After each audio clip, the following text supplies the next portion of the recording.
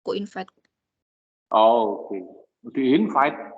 Iya. Wah, padahal dia sudah kelompok masuk juga di kelas ini, ya nggak apa-apa deh. Ya Pak, sudah Pak. Oh, iki Hesra, akhirnya muncul juga, kemana saja dirimu itu.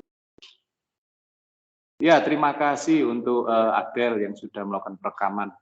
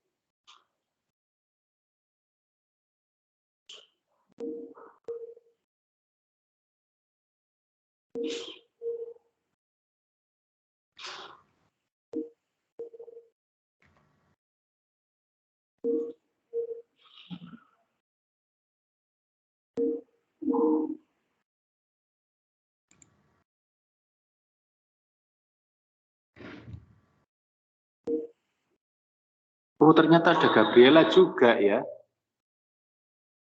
Soalnya di makalahnya nggak ada nama Gabriela itu. Wah, sini kasihan. Ya, silakan.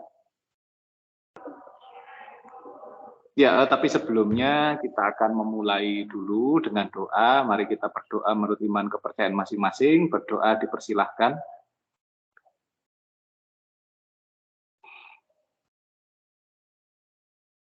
Doa cukup, terima kasih. Ya, silakan Esra dan Aileen serta Gabriela untuk memimpin perkuliahan hari ini dengan melakukan presentasi. Selanjutnya kemudian memimpin dalam diskusi dan di bagian akhir mengembalikannya kepada saya.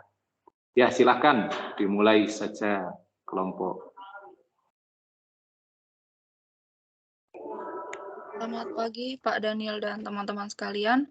Kami dari kelompok 7 akan mempresentasikan tugas kuis besar kami dengan judul menentukan dan menggunakan materialitas. Sebelum itu kami akan memperkenalkan diri terlebih dahulu, mulai dari Kak Franco Ezra Saputra, NIM 1218-10011. Kemudian saya sendiri Aileen Keincem, 1220-10019, dan yang terakhir Gabriela Natasha, 1220-10022. Bisa di next.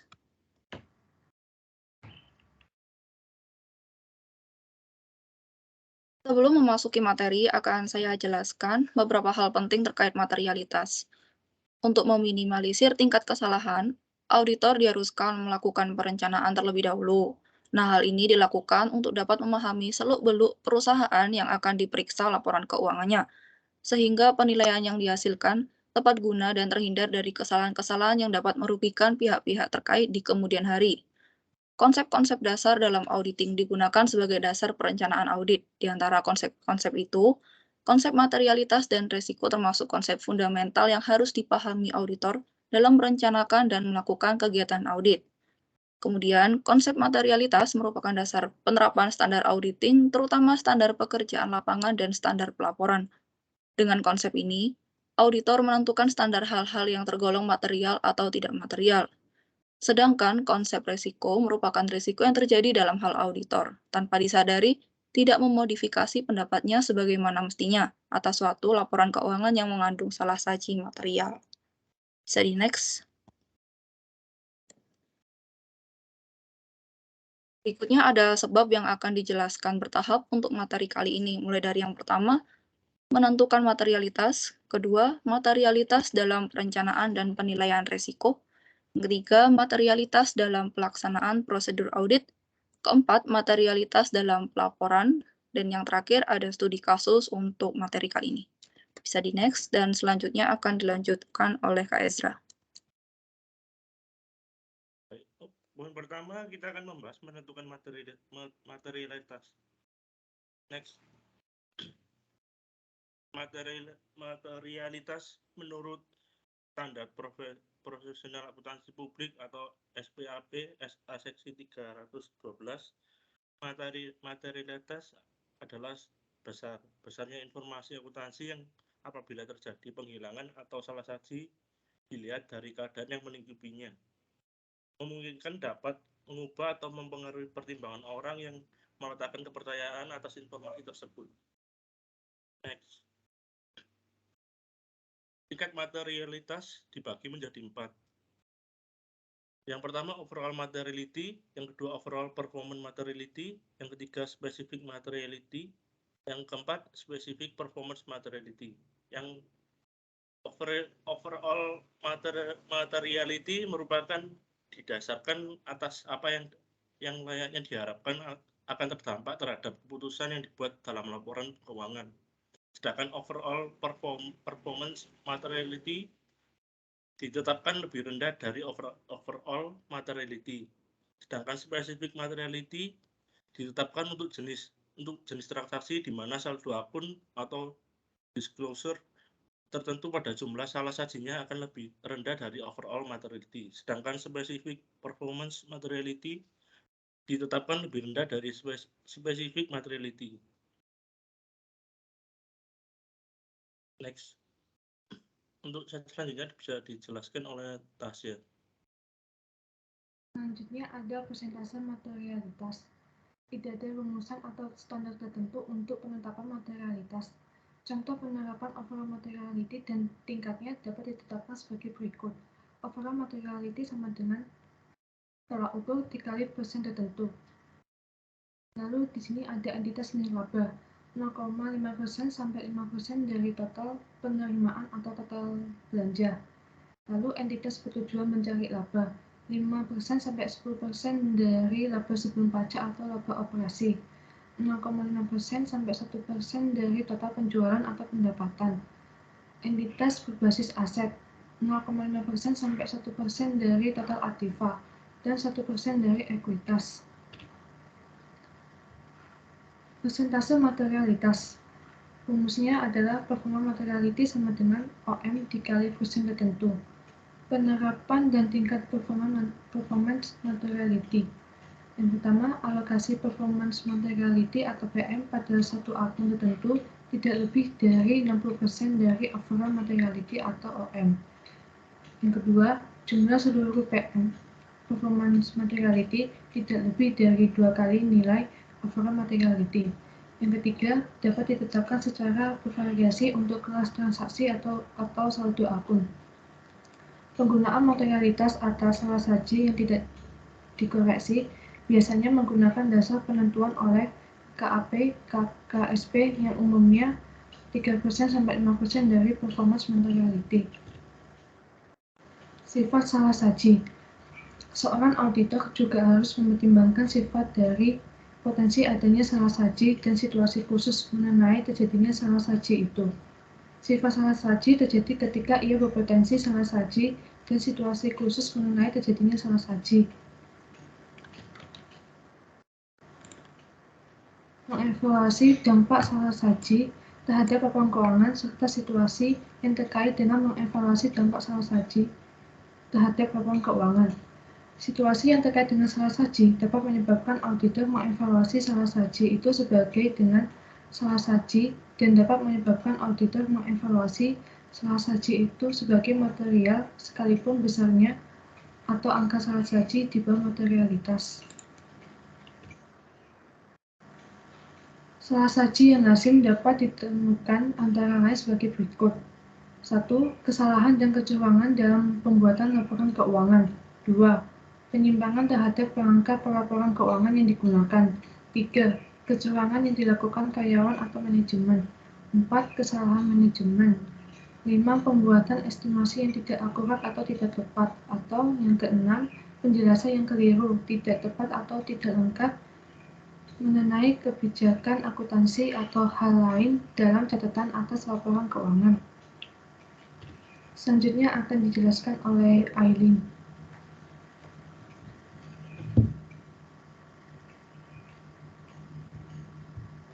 Berikutnya ada penjelasan tentang cara menentukan materialitas. Yang pertama, untuk overall materiality didasarkan atas persepsi auditor mengenai kebutuhan pemakai laporan keuangan.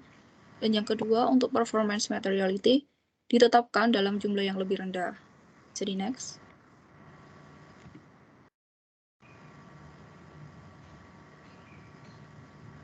Nah, ini untuk overall materiality yang tadi, auditor dapat mengasumsikan hal-hal berikut mengenai pemakai laporan keuangan. Yang pertama, mempunyai pengetahuan yang cukup mengenai bisnis, kegiatan ekonomi, dan akuntansi, kemudian mempunyai keinginan untuk mempelajari informasi dalam laporan keuangan dengan cukup cermat. Kemudian yang ketiga, memahami bahwa laporan keuangan dibuat dan diaudit pada tingkat materialitas atau dan mengabaikan yang tidak material. Kemudian yang keempat, menerima ketidakpastian yang inheren dalam penggunaan estimasi, judgment, dan pertimbangan mengenai peristiwa di kemudian hari. Yang terakhir, membuat keputusan ekonomis yang wajar atas dasar informasi dalam laporan keuangan. Langkah awal dalam menentukan angka materialitas adalah auditor biasanya menggunakan suatu acuan, ambang batas, threshold, atau benchmark. Pertimbangan dalam pemilihan acuan yang tepat adalah sebagai berikut. Yang pertama, pemakai, kemudian ekspektasi pemakai tertentu, kemudian unsur laporan keuangan yang relevan, sifat entitas, adjustment, fokus utama para pemakai, pembelanjaan entitas, mudah berubah-ubah, dan yang terakhir acuan alternatif. Bisa di next. Untuk performance materiality yang tadi, performance materiality ditetapkan dalam jumlah yang lebih rendah. Akibatnya, auditor melaksanakan lebih banyak pekerjaan audit atau salah saji yang lebih kecil akan teridentifikasi dan risiko audit ditekan ke tingkat yang rendah yang dapat diterima. Performance materiality dirancang untuk yang pertama, memastikan salah saji yang lebih kecil dari overall materiality atau specific materiality yang dapat terdeteksi. Dan yang terakhir, menyediakan suatu margin atau penyangga atau buffer untuk salah saji yang tidak terdeteksi. Bisa di next. Selanjutnya akan dijelaskan oleh Kak Erza. Poin kedua yaitu materialitas dalam perencanaan dan penilaian risiko. Next. Menentukan dalam berbagai materialitas merupakan unsur kunci dalam proses perencanaan. Penentuan tingkat materialitas bukanlah suatu tahap yang berdiri sendiri atau terpisah dari tahap-tahap lain, melainkan proses yang berkesinambungan dari suatu tahap ke tahap berikutnya sampai akhir audit. Selanjutnya, poin yang ketiga, materialitas dalam pelaksanaan prosedur audit. Next. Auditor harus menggunakan materialitas ketika menentukan sifat, waktu pelaksanaan, dan luasnya prosedur audit. Materialitas yang harus digunakan oleh auditor adalah sebagai berikut. Yang pertama, mengidentifikasi prosedur audit selanjutnya. Yang kedua, menentukan item mana yang harus dipilih untuk sampling atau testing. Yang ketiga, membantu menentukan banyaknya sampel. Yang keempat, mengevaluasi RSE atau representative sampling error untuk menentukan salah saji yang mungkin ada. RSE adalah salah sampling yang mewakili seluruh populasi. Yang kelima, mengevaluasi gabungan seluruh kesalahan pada tingkat akun sampai ke tingkat laporan keuangan. Yang keenam, mengevaluasi gabungan seluruh kesalahan termasuk dampak neto dari salah saji yang tidak dikoreksi yang ada dalam saldo awal retained earning. Selanjutnya akan dijelaskan oleh Tasya.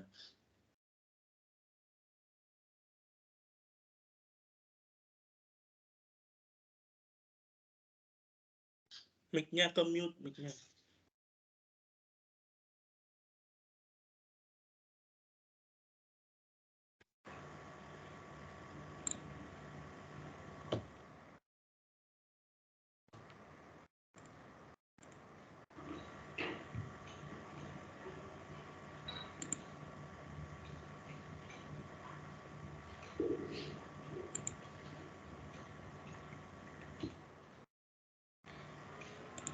Selanjutnya ada materialitas dalam pelaporan.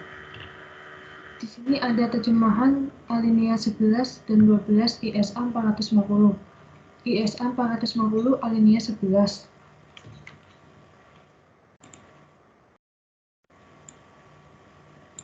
Auditor wajib menentukan apakah salah saji yang tidak dikoreksi adalah material sendiri-sendiri atau jika digabungkan. Dalam menentukan hal ini, auditor wajib mempertimbangkan 1. Besarnya dan sifat salah saji dalam hubungannya dengan jenis transaksi, saldo akun atau pengungkapan tertentu, maupun dalam hubungan dengan laporan keuangan secara keseluruhan, serta situasi di mana salah saji yang terjadi. Dan yang kedua, dampak salah saji yang tidak dikoreksi dalam hubungannya dengan jenis transaksi saldo akun atau pengungkapan terkait, serta laporan keuangan secara keseluruhan. Lalu ada terjemahan ISA 450 alinea 12. Auditor wajib mengkomunikasikan dengan TCWG mengenai salah saji yang tidak dikoreksi dan dampaknya. Komunikasi auditor wajib mengidentifikasi masing-masing salah saji material yang tidak dikoreksi. Auditor wajib meminta salah saji yang belum dikoreksi agar dikoreksi. Sebelum menerbitkan opini, auditor melakukan yang pertama, menegaskan kembali materialitas yang ditetapkan untuk laporan keuangan secara keseluruhan. Yang kedua, mengevaluasi sifat dan jumlah agregat salah saji yang tidak dikoreksi yang ditemukan oleh auditor. Dan yang ketiga, membuat penilaian menyeluruh mengenai apakah laporan keuangan disalah sajikan secara material. Dari ISA 450 alinea 12. Kemudian auditor menggunakan materialitas untuk sebagai berikut. 1. Mengevaluasi gabungan seluruh kesalahan pada tingkat akun sampai ke tingkat laporan keuangan. 2. Mengevaluasi gabungan seluruh kesalahan. 3. Menentukan apakah prosedur audit tambahan harus dilaksanakan ketika gabungan salah saji mendekati overall materiality atau specific materiality. 4. Meminta manajemen mengoreksi semua salah saji yang ditemukan. 5. Mempertimbangkan untuk memeriksa kembali area dengan salah saji terbanyak. 6. Memerintah pandangan mengenai sifat dan sensitivitas salah saji yang ditemukan dan juga besarannya. 7. Menentukan apakah laporan auditor harus dimodifikasi. Salah saji gabungan atau agregat terdiri atas 1. Salah saji yang secara spesifik ditemukan auditor yang merupakan hasil dari prosedur pengujiannya. Dan 2. Taksiran salah saji yang ditaksir atau diperkirakan.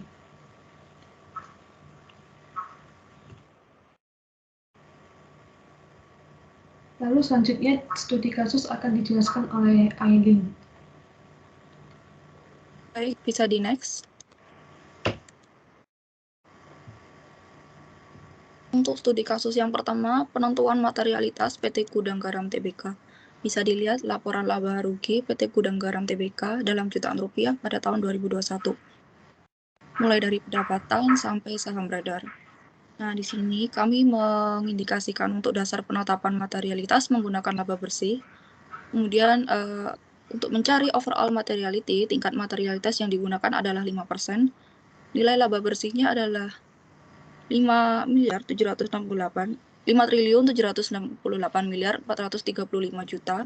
Overall materiality-nya 5% dikali 5.768.435 juta sama dengan 288.421.750.000. Batas materialitas secara keseluruhan adalah 288.421.750.000. Batasan 5% tergantung resiko dari perusahaan, sehingga jumlah nilai akun yang berada di bawah 288.421.750.000 tadi akan dianggap tidak materialitas.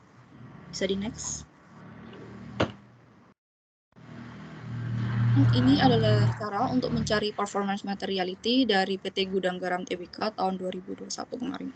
Untuk dasar penetapan materialitasnya menggunakan overall materiality tadi.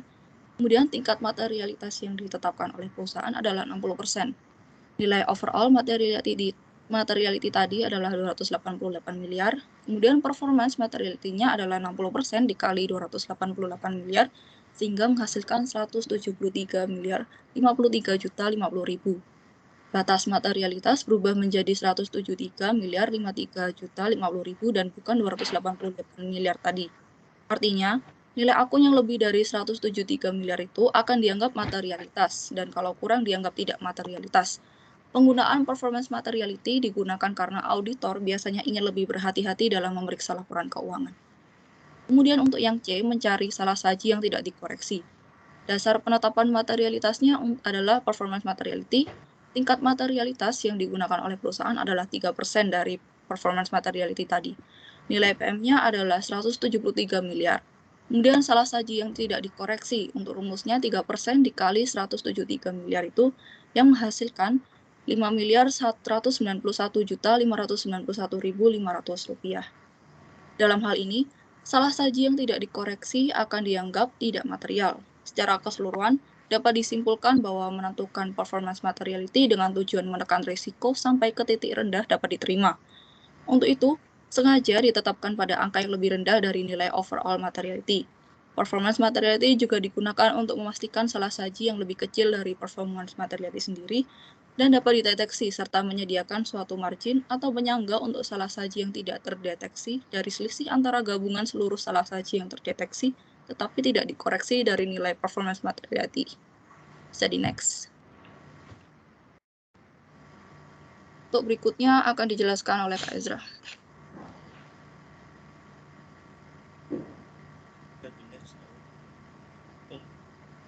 Untuk performance materiality Hillsborough Hardware.co bisa dilihat pada tabel.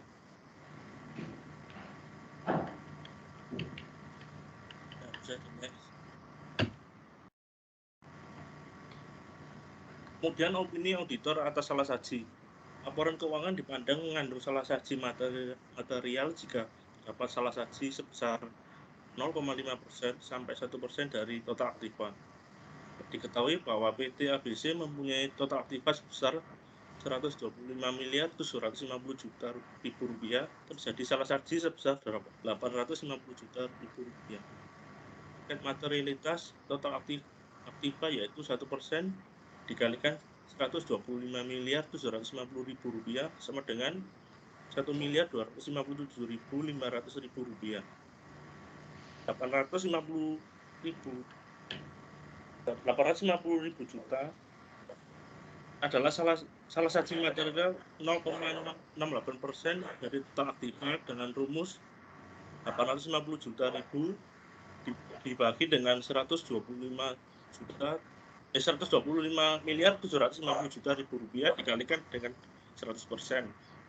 Salah saji sebesar 850 juta rupiah lebih kecil dari tingkat materialitas sebesar 125.750 juta rupiah. Total aktiva wajar. Next. Selanjutnya akan dijelaskan oleh Tasya. Yang terakhir, kesimpulan. Kesimpulan dari materi menentukan dan materialitas adalah besarnya informasi akuntansi yang apabila terjadi penghilangan atau salah saji dilihat dari keadaan yang melingkupinya, memungkinkan dapat mengubah atau mempengaruhi pertimbangan orang yang meletakkan kepercayaan atas informasi tersebut. Dari studi kasus yang penulis telah teliti pada laporan laba rugi PT Gudang Garam Tbk 2021, hasil materialitas menunjukkan bahwa menentukan performance materiality atau PM dengan tujuan menekan risiko sampai ke titik rendah dapat diterima. Untuk itu sengaja ditetapkan pada angka yang lebih rendah dari nilai overall materiality atau OM. Sekian presentasi kami dari kelompok 7. Mohon maaf apabila ada kesalahan dalam penyampaian kata dan terima kasih. Berikutnya kami akan masuki sesi pertanyaan. Untuk yang ingin bertanya bisa dipersilakan raise hand terlebih dahulu.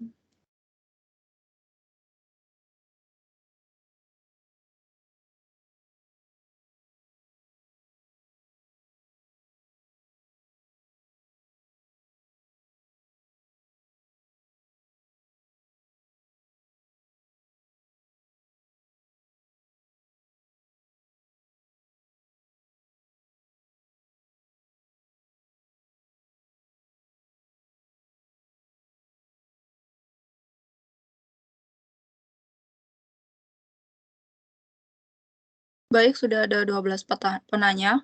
Untuk sesi pertanyaan pertama, kami akan memilih 6 pertanyaan terlebih dahulu. Bisa dimulai dari Xiao Ching, bisa disebutkan dengan NIM sekalian. Terima kasih atas kesempatannya. Saya Xiao Qing dengan NIM 1220-113 izin bertanya. Apa saja konsep materialitas diterapkan auditor dalam tahapan audit? Terima kasih. Baik, terima kasih Xiao Qing untuk pertanyaannya. Untuk pertanyaan kedua dari sesi pertama akan bisa dijelaskan oleh Shirley Margareta. Terima kasih atas kesempatannya. Saya Shirley Margareta dengan NIM 122010012. Pertanyaannya, apakah penetapan awal tingkat materialitas dapat diubah pada waktu pelaksanaan audit? Terima kasih. Baik, terima kasih Shirley untuk pertanyaannya. Untuk pertanyaan berikutnya bisa disebutkan oleh Mika. Baik, terima kasih atas kesempatannya. Saya Mika, NIM 12201007 ingin bertanya, apakah penentuan tingkat materialitas itu mempengaruhi jumlah dan kualitas bukti audit? Terima kasih. Baik, terima kasih Mika untuk pertanyaannya. Untuk pertanyaan berikutnya bisa disebutkan oleh Yulia Erlina. Baik, terima kasih kesempatannya. Saya Yulia, NIM 122010029. Pertanyaan saya, bagaimana tahapan-tahapan dalam proses penerapan dalam konsep materialitas? Terima kasih.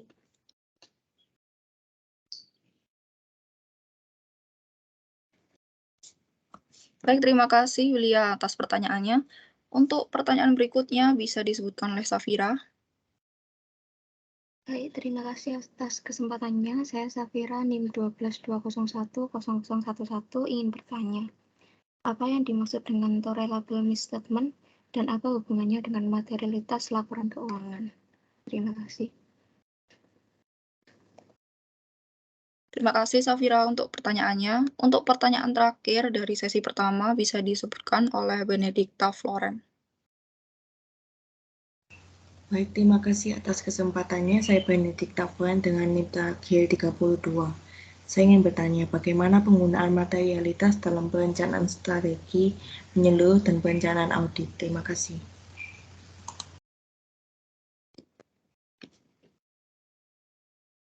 Baik, terima kasih atas pertanyaannya. Untuk pertanyaan akan kami tampung terlebih dahulu dan sekarang kami akan masuki sesi diskusi.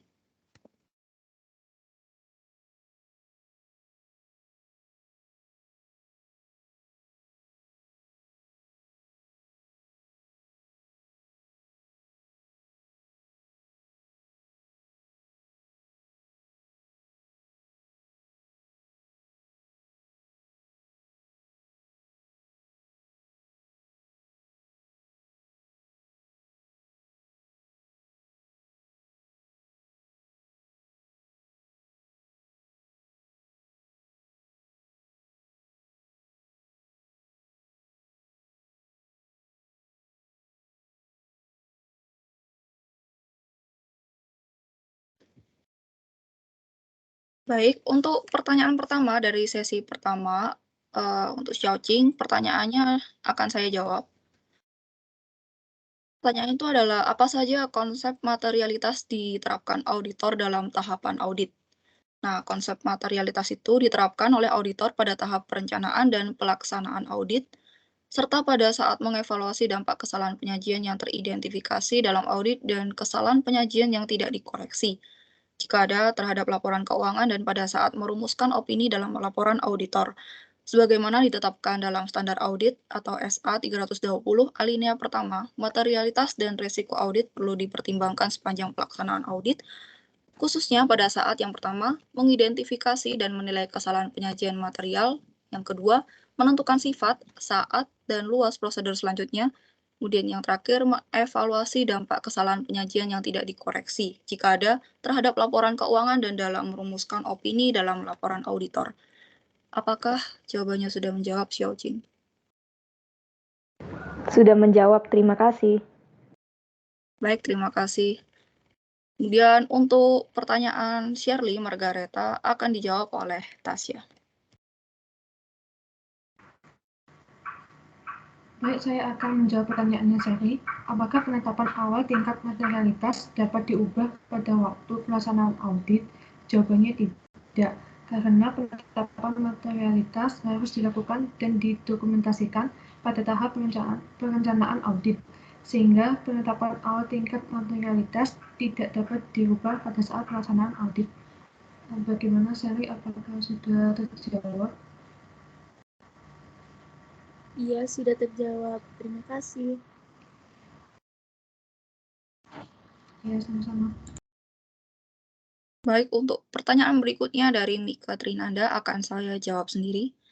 Tadi pertanyaannya itu, apakah penentuan tingkat materialitas mempengaruhi jumlah dan kualitas bukti audit? Jawabannya itu, auditor harus memberikan pendapat pendahuluan atas tingkat materialitas laporan keuangan. Karena tingkat materialitas dan kuantitas bukti audit memiliki hubungan terbalik. Nah, maka semakin rendah tingkat materialitas, semakin banyak kuantitas bukti yang diperlukan.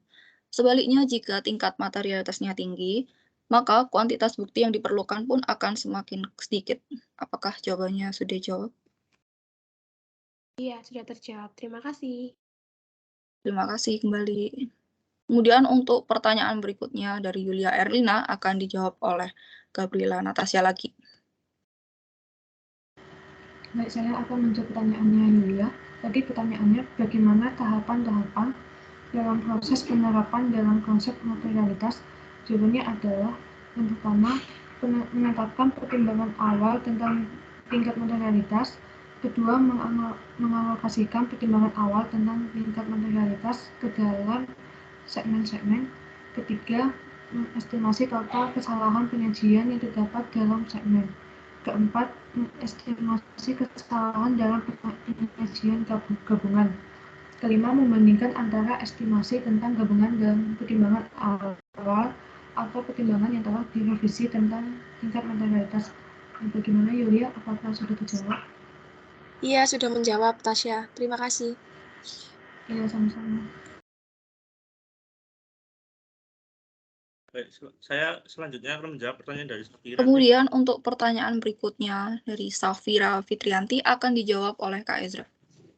Ya, baik. Saya akan menjawab pertanyaan dari Safira. Tadi pertanyaannya apa yang dimaksud dengan tolerable misstatement dan apa hubungannya dengan materialitas laporan keuangan? Jawabannya, materialitas misstatement merupakan nilai salah saji yang masih dalam proses batas toleransi dan dianggap tidak akan memberikan pandangan atau pengarahan yang salah. Auditor mempertimbangkan materialitas kesalahan secara kuantitatif dan kualitatif sebagai dasar penentuan opini. Begitu juga dengan TM tadi yang bersangkutan. Apakah sudah menjawab, Safira? Sudah menjawab, Kak. Terima kasih. Oke, sama-sama. Selanjutnya saya akan menjawab pertanyaan dari Benita Floren. Tadi pertanyaannya bagaimana penggunaan materialitas dalam perencanaan strategi menyeluruh dan perencanaan audit. Jawabannya, menentukan item dalam laporan keuangan yang harus diaudit, kemudian menentukan konteks dan rujukan untuk strategi audit menyeluruh atau overall audit strategi, merencanakan sifat atau nature, waktu pelaksanaan atau timing, dan luasnya extent, prosedur audit tertentu, menentukan spesifik materiality untuk jenis transaksi, saldo akun, atau disclosure tertentu di mana angka salah saji yang lebih rendah dari overall materiality atau performance materiality. Diperkirakan dapat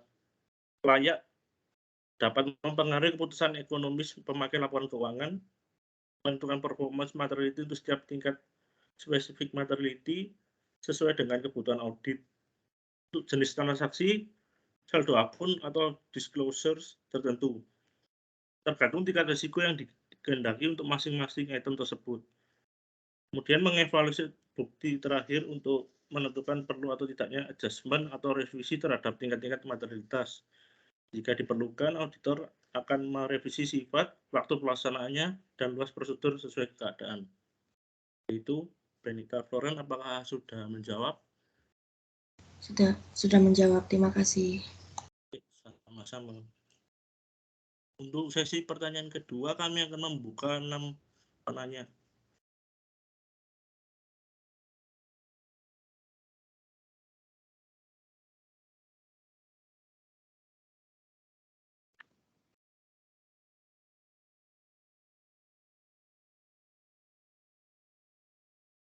Teman-teman yang sebelumnya sudah bertanya bisa lower hand terlebih dahulu.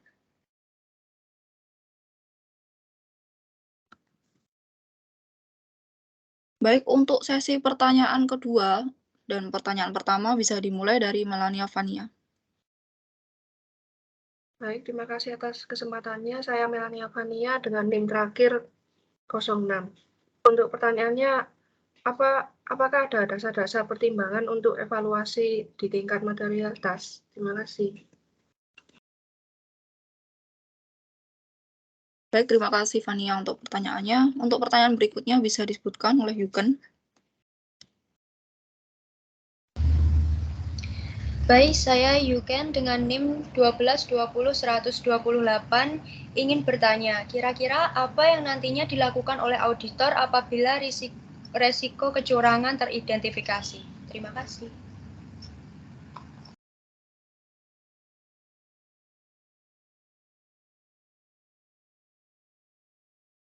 Baik, untuk pertanyaan berikutnya bisa disebutkan oleh Zoraneta.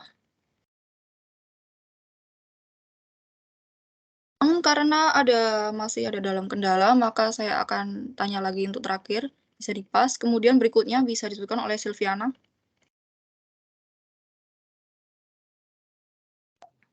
Baik, terima kasih atas kesempatannya. Saya Silviana, NIM 122010026. Pertanyaan saya adalah apa saja faktor-faktor yang mempengaruhi besarnya penentuan materialitas setiap auditor itu berbeda-beda. Terima kasih. Baik, terima kasih atas pertanyaannya. Berikutnya bisa dilanjut oleh Sheni.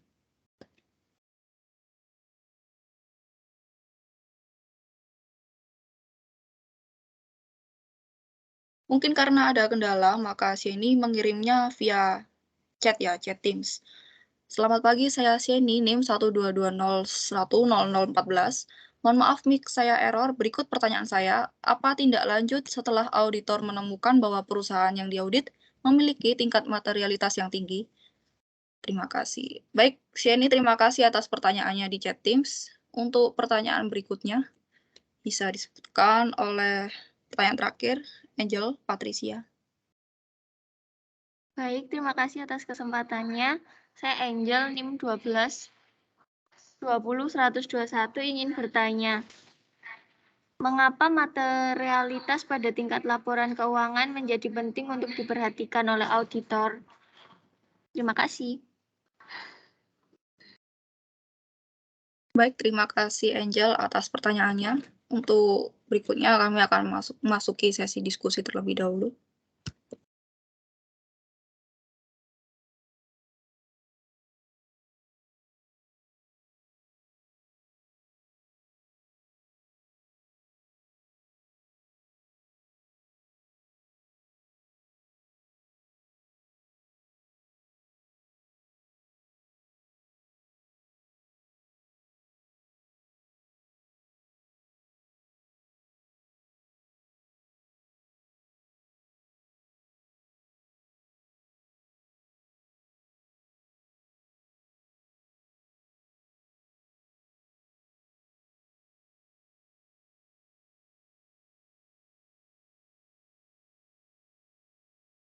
Sebelum itu, karena Zoraneta sudah bisa dihubungi lagi, maka bisa disebutkan untuk pertanyaannya.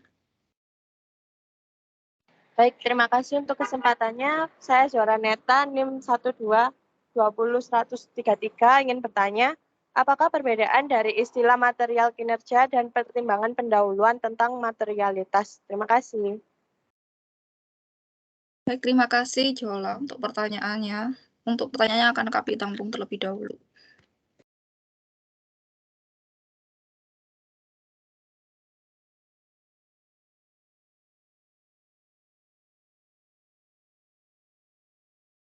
Baik, untuk sesi kedua, pertanyaan pertama dari Melania Vania bisa dijawab oleh Kak Ezra. Baik, saya akan menjawab pertanyaan dari Melania Vania. Tadi pertanyaannya, apa dasar-dasar pertimbangan untuk evaluasi tingkat materialitas?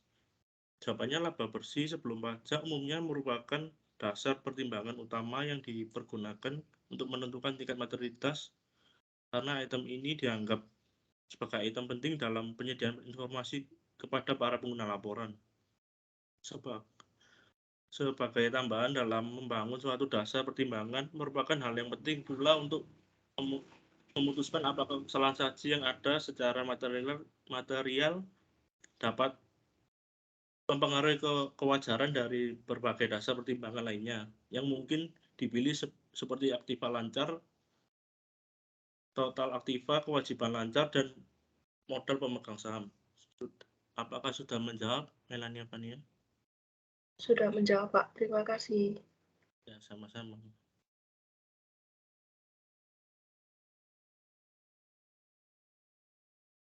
Kemudian berikutnya untuk pertanyaan Yuken Setiasari bisa dijawab kembali oleh Kak Ezra. Baik, saya akan menjawab pertanyaan dari Yuken. Di Yuken bertanya, sebutkan cara yang harus dilakukan auditor dalam merespon resiko kecurangan. Ada 3 cara menurut kelompok kami. Yang pertama, merancang dan melakukan prosedur audit untuk mengarah pada risiko kecurangan yang teridentifikasi. Kemudian yang kedua, merespon keseluruhan perilaku dari audit untuk merespon risiko kecurangan yang teridentifikasi. Kemudian yang ketiga, melakukan prosedur untuk mengarahkan risiko manajemen menguasai kontrol. Apakah sudah menjawab, Yuken? Baik, sudah menjawab. Terima kasih atas jawabannya. Ya, sama-sama.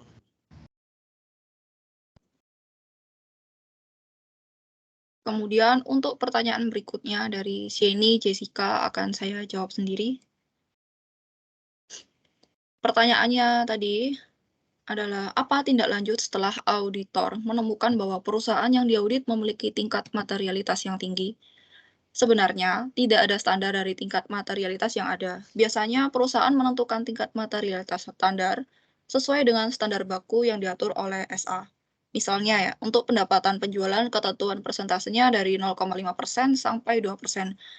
Kemudian, perusahaan memilih 1% untuk diuji materialitasnya.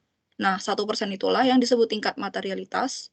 Dan kalau hasil dari materialitasnya kurang dari 1% dari penjualan, maka akan dianggap tidak material. Bila dianggap tidak material, maka auditor akan menghitung salah saji yang tidak terkoreksi dan melakukan koreksi terhadap masing-masing item salah saji. Apakah jawabannya sudah menjawab, Sheni?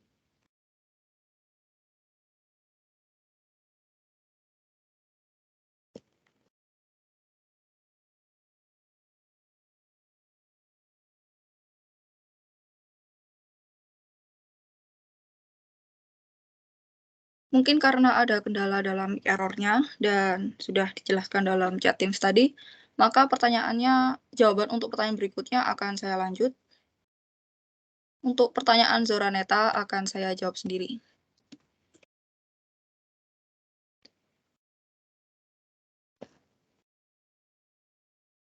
Tadi pertanyaan dari Zoraneta, apakah perbedaan dari istilah material kinerja dan pertimbangan pendahuluan tentang materialitas? Nah, pertimbangan awal materialitas yaitu menetapkan strategi audit secara keseluruhan. Auditor harus menentukan materialitas untuk laporan keuangan secara keseluruhan. Materialitas kinerja adalah suatu jumlah yang diterapkan oleh auditor pada tingkat yang lebih rendah daripada materialitas untuk laporan keuangan secara keseluruhan.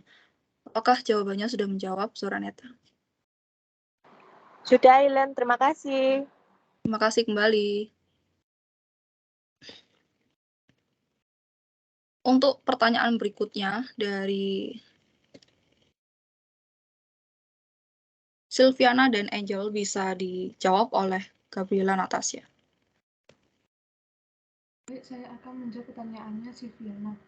Apa saja faktor-faktor yang mempengaruhi besarnya penentuan materialitas setiap auditor berbeda-beda? Jawabannya adalah besarnya penentuan materialitas oleh tiap auditor berbeda-beda. Hal ini disebabkan oleh pertama, faktor individu auditor, kedua, faktor eksternal perusahaan, ketiga, tingkat pengaruh suatu akun, dan yang keempat, faktor kondisi KAP. Bagaimana Silviana, apakah sudah terjawab? Terima kasih, Tasya. Jawabannya sudah menjawab. Ya, sama-sama. Lalu selanjutnya saya akan menjawab pertanyaannya Angel. Tadi pertanyaannya, Mengapa materialitas pada tingkat laporan keuangan menjadi penting untuk diperhatikan oleh auditor? Jawabannya adalah materialitas pada tingkat laporan keuangan menjadi penting untuk diperhatikan oleh auditor disebabkan oleh beberapa hal. Di antaranya, pertama, laporan keuangan saling terkait. Kedua, prosedur auditing dipergunakan lebih dari satu laporan yang ada dalam laporan keuangan, di mana saling berkaitan antara satu dengan yang lain. Bagaimana, Angel? Apakah pertanyaannya sudah terjawab? Baik, terima kasih atas jawabannya, Tasya. Iya, sama-sama.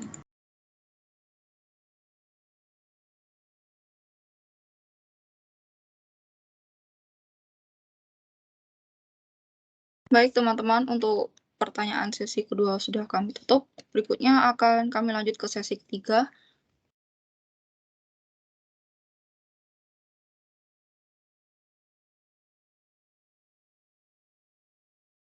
Untuk yang ingin bertanya bisa dipersilakan untuk raise hand terlebih dahulu.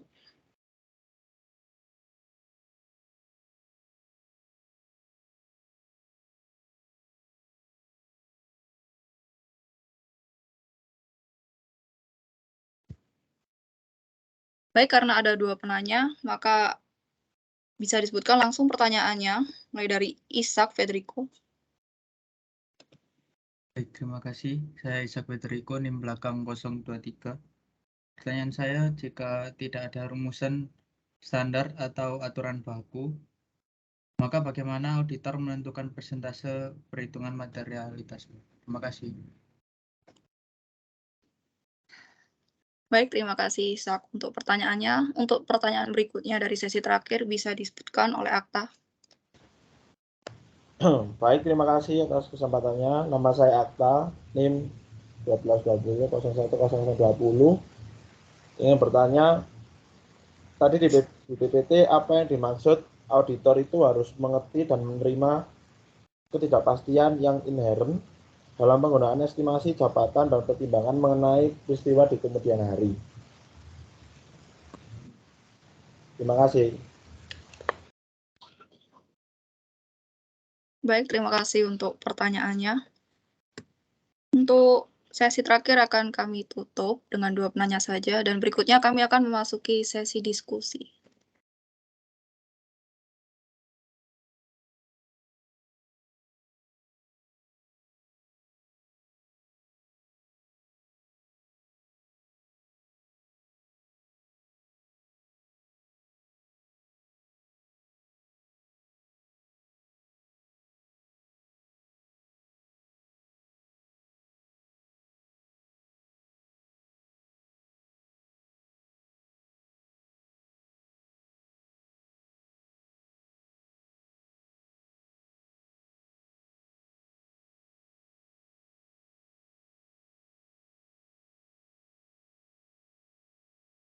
Baik, untuk pertanyaan pertama dari sesi terakhir, Ishak bisa dijawab oleh Kak Ezra. Baik, saya akan menjawab pertanyaan dari Ishak. Tadi Ishak bertanya jika tidak ada rumusan standar atau aturan baku, maka bagaimana auditor menentukan persentase perhitungannya? Menurut kelompok kami, jika tidak ada rumusan standar atau aturan baku tentang bagaimana materialitas dihitung, peraturan penentuan materialitas tergantung pada KAP terkait. Contohnya, pada KAP Z memiliki peraturan bahwa jika perusahaan rugi, perhitungan materialitasnya adalah 1% sampai 2% dari total dari asetnya. Dan jika perusahaan untung, maka perhitungan materialitasnya adalah 10% sampai 13% dari laba bersih. Apakah sudah menjawab, Saudara Ishak? Terima kasih, Pak.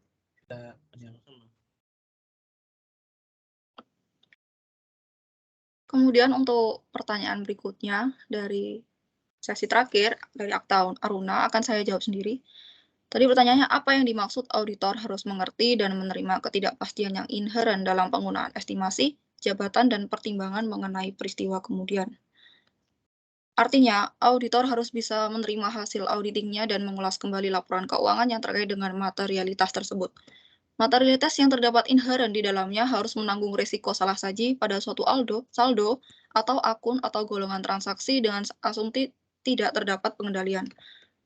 Selain itu, estimasi terhadap banyak aktivitas perusahaan yang sedang terjadi berulang-ulang memang dibutuhkan dalam penyusunan laporan keuangan. Tetapi fakta bahwa estimasi diperlukan dalam hubungan ini tidak dengan sendirinya menciptakan jenis ketidakpastian yang dapat diidentifikasi sebagai kontingensi. Meskipun untuk menentukan jumlah yang tercantum dalam laporan keuangan itu menggunakan prosedur yang sama. Berikutnya, untuk peristiwa kemudian, penyesuaian aset dan kewajiban tidak perlu dilakukan untuk peristiwa yang terjadi setelah tanggal neraca. Jika peristiwa tersebut tidak berkaitan dengan kondisi keuangan entitas laporan keuangan pada tanggal neraca. Pada akhirnya, biasanya jika auditor menemukan salah saji, maka akan segera diperbaiki dan dianggap tidak materialitas, meskipun harus menerima ketidakpastian tersebut. Apakah jawabannya sudah menjawab, Akta? Baik, terima kasih.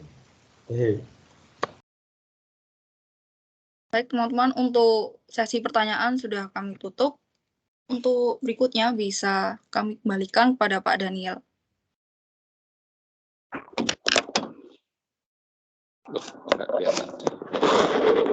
Ya, terima kasih kelompok yang sudah mengantarkan kita pada perkuliahan yang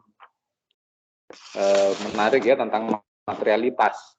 Jadi kalau nanti akan saya sampaikan seperti apa sih sebenarnya what is materiality gitu ya, apa itu materialitas. Oke. Tadi saya ada slide yang dalam apa.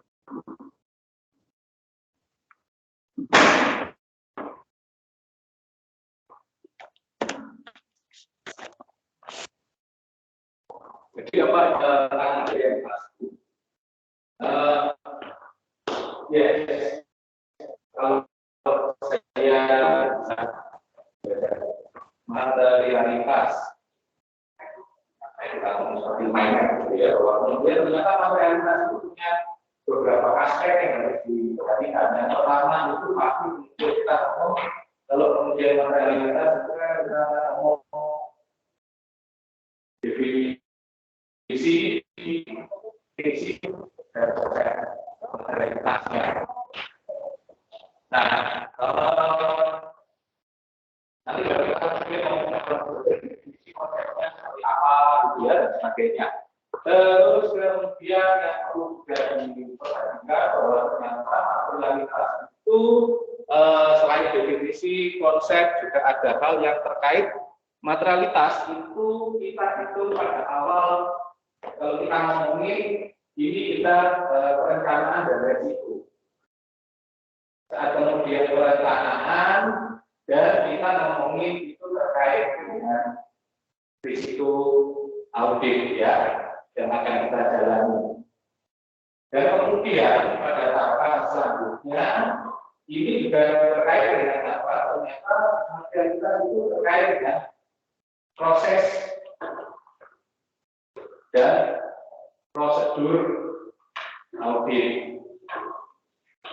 Jadi secara proses dan cara perencanaan dan resikonya, terus kemudian juga bagaimana prosedurnya dan bagian akhir baru kita mungkin kalau kemudian bagaimana ini kaitannya dengan laporan audit. Kalau nanti bagaimana apakah ini misalnya dengan laporan ini berarti misalnya apakah kemudian yang kita kumpulkan itu terus kemudian bagaimana mengenalikan ini dan sebagainya ya terkait dengan materialitas itu. Nah, yang terpenting yang pertama yang harus kita pahami bahwa sebenarnya ya, kalau kita ngomongin definisi dan proses kita harus tahu ini apa materialitas kondisi itu ya. Nah, dari kelompok tadi sudah menjelaskan bahwa konsepnya materialitas itu adalah bla. Intinya kalau materialitas itu kita ingin tahu itu sebenarnya materialitas itu tidak jauh. Kalau kita di bahasa ini apa statistik itu ngomongin adalah standar deviasi. Jadi apa sebenarnya? Kalau kita ngomongin materialitas itu sangat terkait dengan pertanyaannya si Siapa yang terakhir tadi si Aka? Aka ya. Kalau Aka tadi ada satu Aka sebelum Aka. Ya lupa catatan saya ada. Mengenai tolerable. Oh dari Safira. Mengenai tingkat toleransi. Jadi sebenarnya kemudian apa ini termasuk juga apa yang disampaikan oleh Aka tentang statement tertentu tadi yang dimaksud tadi. Yang kita baru tahu itu bahwa definisi. Kalau kemudian definisinya, ya materialitas itu adalah tingkat kesalahan yang bisa ditoleransi. Artinya bahwa ini adalah kalau kita kemudian menjadi auditor, menentukan materialitas itu karena apa? Ini adalah toleransi, toleransi terhadap salah satu. Kenapa?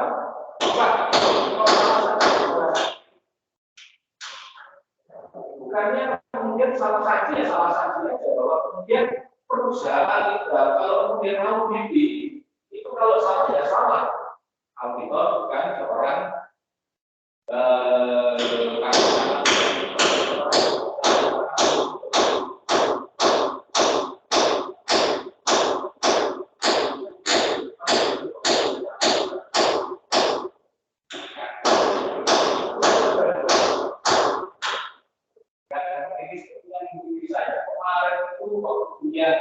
kemarin itu di waktu saya menjalankan dari biasanya kelas Anda kan lalu kita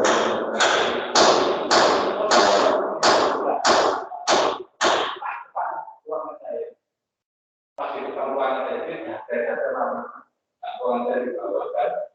Ini dari sini masuk tadi, ya ampun, ternyata mereka mengikuti saya, gitu ya. Apakah itu buat saya saja kebetulan seperti itu ya. Jadi kita kembali ke masalah definisinya. Jadi sebenarnya toleransi terhadap salah saksi bahwa kemudian perusahaan atau kemudian audit jadi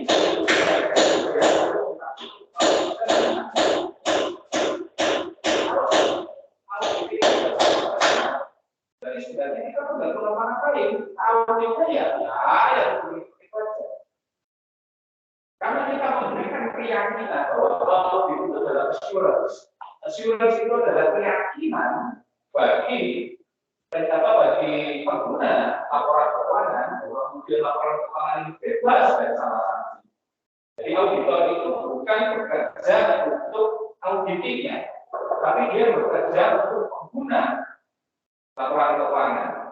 Bahwa kemudian dia memberikan keyakinan, assurance, bahwa laporan yang dia periksa itu bebas dari salah saksi. Jadi kita pahami bahwa auditor itu memberikan keyakinan pada pengguna laporan keuangan. Tentu saja, Bapak, dari bagi audit itu apa? Ya audit ini kan diingin bahwa apa yang dia lakukan itu sudah terverifikasi, sudah baik dan benar. Makanya dia perlu auditor untuk memberikan keyakinan itu. Jadi apa? Tetapi bahwa apakah tidak laporan keuangan betul-betul bebas salah saksi? Ya kalau kemudian kita lihat semuanya tidak mungkin 100%. Pak, ini perusahaannya sudah baik. Pak, sistemnya sudah canggih. Apakah dia berarti bisa dari bebas dari salah saksi? Ya tentu saja tidak. Ada kemungkinan dia miscounting. Ya salah saksi ini yang kita perlu ketahui ada namanya miscounting. Mungkin sangat mungkin bahwa kemudian dalam melakukan inputting datanya, dalam memasukkan data, bisa saja salah itu. Itu kan manusiawi, sesuatu yang angkanya itu kalau satunya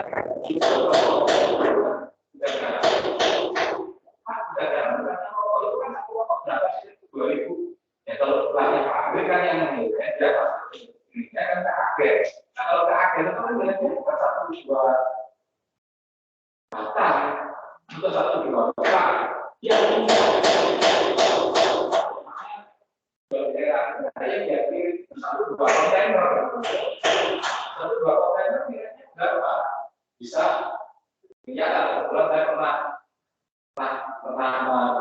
mungkin lah teman-teman yang mau bisa pakai apa juga kalau bisa.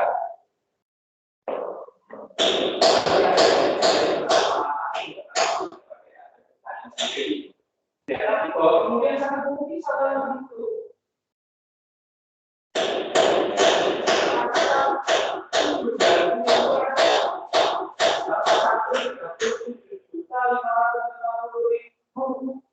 Sekian rupiah bisa nggak?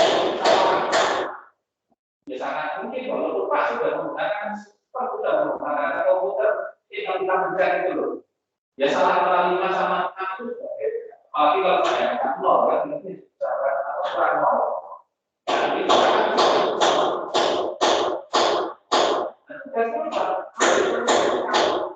Menemukan bukti, kalau ini ada yang transaksinya ada yang aneh ya, janggal.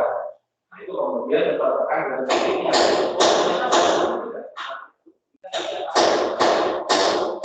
Nah, itu nanti fungsinya kita kemudian melakukan coaching nanti ada jika antara katakan dengan bukti auditnya itu namanya proses coaching. Nah, ada lagi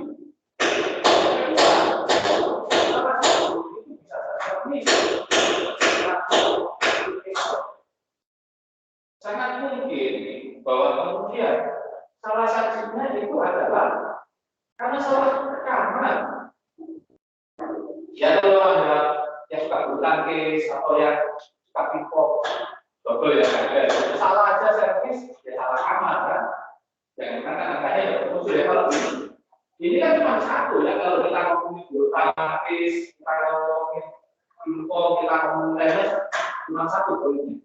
Kalau misalnya signifikannya udah bisa banget ya. Kalau ternyata semua pendapatan salahnya itu tidak mungkin. Tapi sangat mungkin kemudian tertentu klasifikasinya salah. Sehingga apa perlu diperbaiki juga masuk pada ruang dan kamar yang benar. Nah itu fungsinya. Salah satu dua ini sifatnya human error. Sangat mungkin ini adalah sifatnya human error. Biasa manusia. Tapi kalau ternyata ini dengan sengaja dilakukan, ini kemudian bisa saja masuk kepada klasifikasi yang lain. Kalau sengaja, berarti total ada manipulasi. Jadi apa? Ada unsur manipulasi manipulation atau manipulasi. Nah, kalau sudah seperti ini, kemudian harus diketemukan oleh auditor. Kalau masih salah saja, kalau itu yang itu manusiawi. Tapi kalau sudah ada unsur bahwa ada manipulasi ini, berarti memang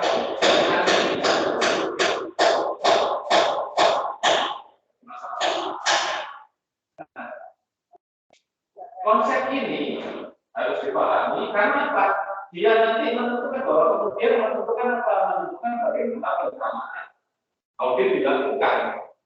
Tapi yang penting bahwa kemudian dia tahu bahwa setiap perusahaan tidak mungkin 100% benar. Bukan catatannya mereka ya. Ini adalah manusia yang mungkin masih bisa salah. Makanya kemudian ada toleransi terhadap salah satu. Nah, bagaimana tingkat toleransinya sesuai dengan konsepnya bahwa kemudian ini ada standarnya. Ada standarnya yang mengatur ya. Standarnya apa? Standarnya adalah SA atau SA itu di satu itu kan nasional. Kalau di Indonesia kita SKP atau profesional ya. Apapun juga ya namanya standar, tapi ada acuannya. Makanya ini kemudian apa? Ya ini jadi standar. Ini jadi standarnya. Standar katakanlah, saya nggak ngomongin semuanya ya, saya ngomongin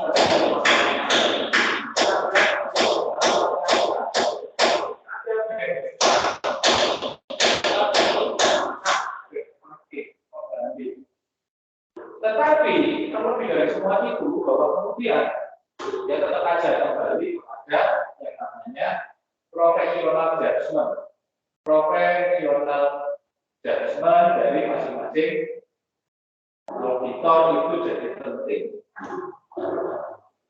Ada acuannya, tapi pokok sudah menjelaskan ya, untuk ini satu ini dan sebagainya. Tapi kan apa? Tidak terbuka. Tidak kemudian untuk akun ini kan pasti kemudian 0,5 sampai 2%, gitu kan? Kelompok tadi juga menjelaskan. Jadi setiap akun berbeda. Tetapi kalau kita ketahui ada akun yang non toleransi, dia nol toleransinya, tidak boleh ada salah satu sama sekali. Semuanya ada standarnya. Kalau satu tidak boleh. Tapi kelompok perlu menjelaskan. Kira-kira akun apa? Ya di kelas ini. Kira-kira akun apa? Atau siapapun juga di kelas. Kira-kira akun apa? Yang tidak boleh ada salah bahasa. Yang dia tidak toleransi. Kira-kira apa?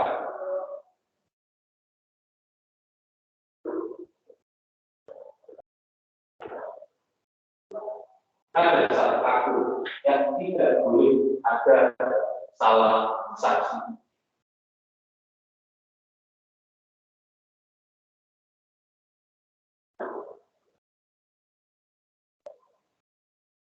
Kecuali apa? Kecuali untuk akun kas dan setara kas. Tidak boleh ada salah satu sama sekali. Karena apa? Kalau ada salah catatan, kita nggak bisa membuktikan.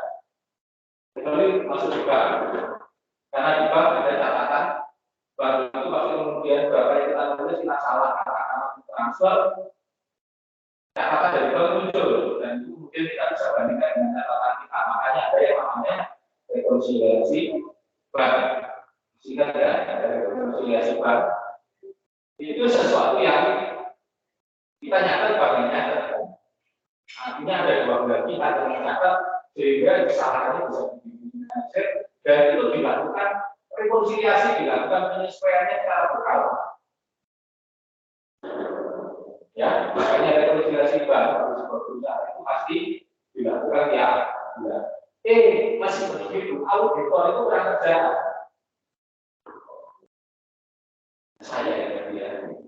Saya selalu minta Pak, tolong dikirimkan rekening koran selama transaksi 1 tahun pekerjaan.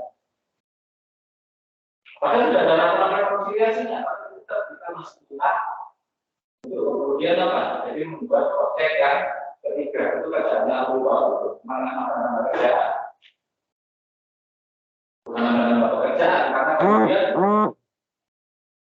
yang namanya verifikator ya, kita kemudian harus auditor itu dalam verifikator. Ya, kemudian memberikan keyakinan bagaimana rekonsiliasi itu benar secara berkala. Nah, walaupun ada proses rekonsiliasi itu nanti masih diaudit.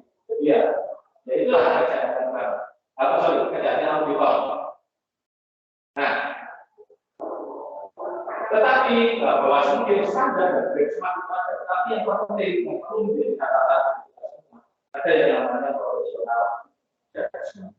Bahwa kemudian menetapkannya kita pasti kemudian ada pertimbangan profesional. Profesional judgment ini sangat terkait dengan kemudian bagaimana resiko dan itu berpengaruh terhadap pendanaan audit.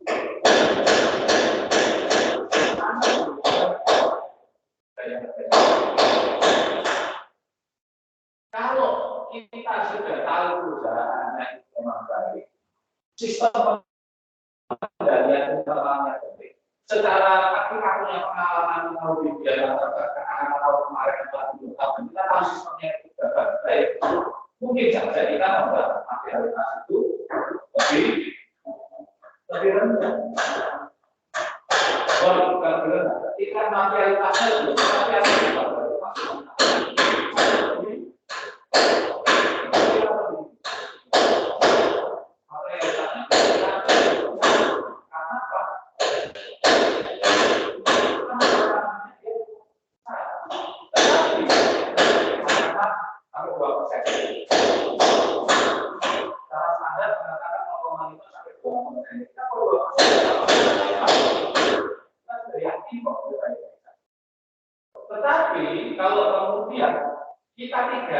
yakin dengan perusahaan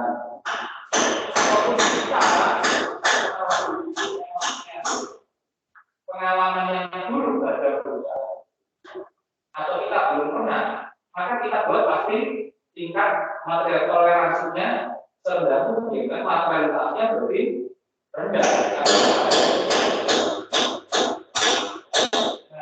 Itu pertimbangan profesional.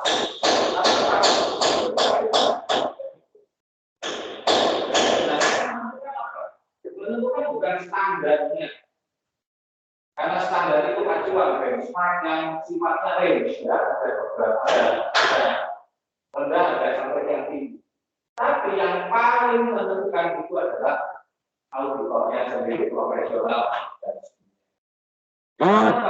Dia yang melakukan perencanaan, dia yang melakukan pekerjaan. Yang namanya IAP membuat standarnya itu kan sifatnya generik, sifatnya untuk semua kondisi. Kita kan nggak mikir, oh kalau perusahaan yang baik, perusahaan yang buruk, ya sudah dibuat average.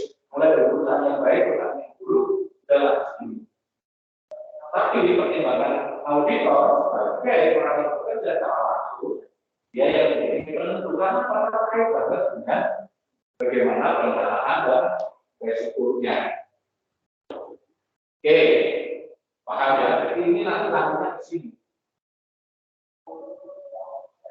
Nah, dalam perencanaan dan resiko, kita ketahui bahwa kemudian melakukan perencanaan audit pasti kemudian dari pertimbangan resikonya. Nah, kita ketahui bahwa kemudian resiko dari itu, ya, resiko gitu. Kita ngomongin yang namanya risk-based audit, kita tahu bahwa ada yang namanya resiko. Resiko audit itu terdiri dari tiga. Ada yang namanya resiko, ada yang namanya resiko pengendalian, dan ada nanti resiko deteksi.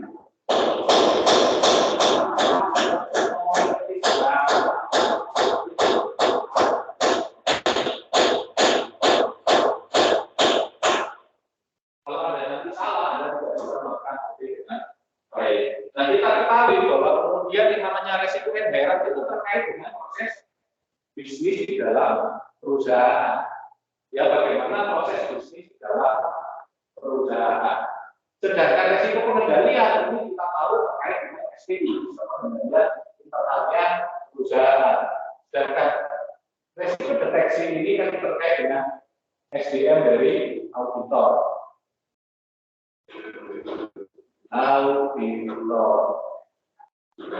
Ya, kalau ini kan terkait dengan SPI, ini kan terkait dengan proses bisnis. Nah, kalau di dalam proses bisnisnya, yang sudah sistemnya itu dia tertata dengan baik, sudah terdigitalisasi, mungkin itu akan mengurangi resiko salah satunya. Apalagi kalau kemudian kita tahu secara sistem pengendalian dia baik, ya, yang pernah diterapkan dengan yang namanya galaksi, ya, kita bandingkan dengan kemudian ini apa namanya yang di kaya, ya. Apalagi kemudian kita bandingkan dengan, kita bisa bandingkan dengan sarjana. Ya, itu ada beda semua sistemnya. Walaupun bisnisnya sama, tapi sistemnya ada beda. Kalau kita tahu bahwa rakyat Amerika orang bisa milih, tapi kalau kemudian akan ada kesulitan karena dia memang bunganya, tapi kemudian orang bisa ambil sampai berhasil, terus saya itu bisa campur. Itu kan pengaruhnya kan sembarangan kan, bisa campur kemana-mana. Bagaimana saat kemudian melakukan stop pertama? Yang di internal. Jadi apa? Dia bukan hanya mungkin tiap minggu, bukan hanya tiap bulan, mungkin tiap minggu. Kemudian menata ulama. Tapi kalau yang saya ceritakan dengan aksi yang sudah kita bisa menerima, maka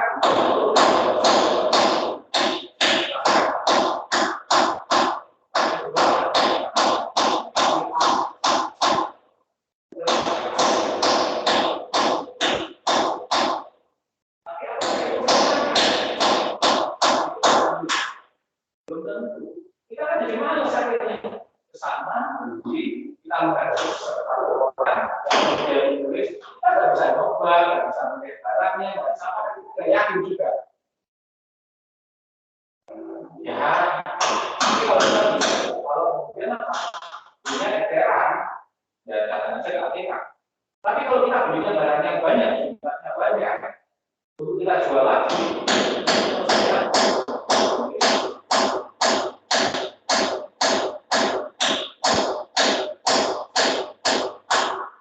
lebih baik saya kalau saya ini kalau barangnya banyak, kalau ada jual lagi, ya, ada punya ATK, ada punya toko ATK, khususnya di ya, di rumah, ya, lebih baik kita lagi karena apa? Sudah terjamin. Kalau di ATK, karena sambil beli banyak, ada pula kita susah juga, karena kemudian ada harus packing sendiri. Kalau di di mana di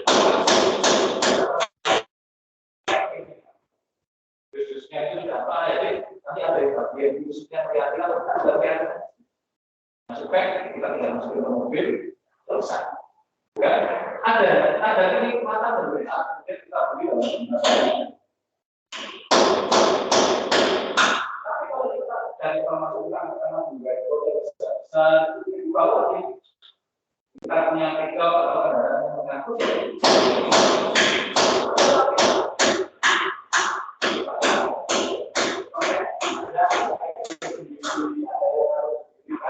ada yang bawa mobil sendiri kan, ada yang bawa ya kalau belinya cuma satu dus saja nggak apa-apa. Kalau kita katakan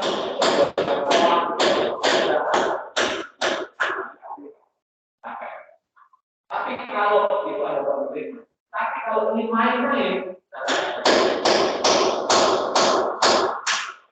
maksudnya karena saya pernah kali kawan-kawannya belanja di Amerika. Waktu itu kebetulan ya enaknya waktu itu rumah ya itu kan kakak kelasnya juga anak AMD dan dia praktikan saya lihat oke wajar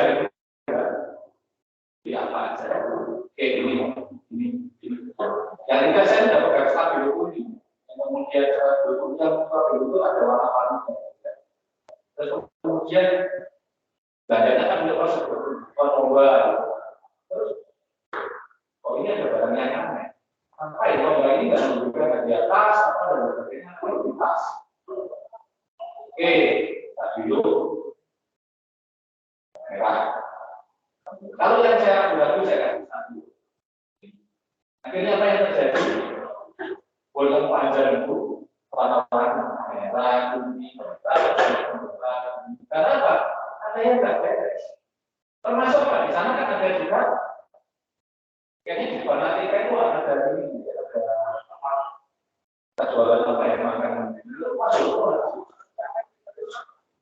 nah ini belanja dan memang banyak yang lain yang kalau pun ada kemudian beli ya gitu tentu saja kan lipat dari sendiri dong karena kemudian memasukkan semuanya dan kita tanggungan di nanti termasuk ada yang juga menjadi sini hanya begitu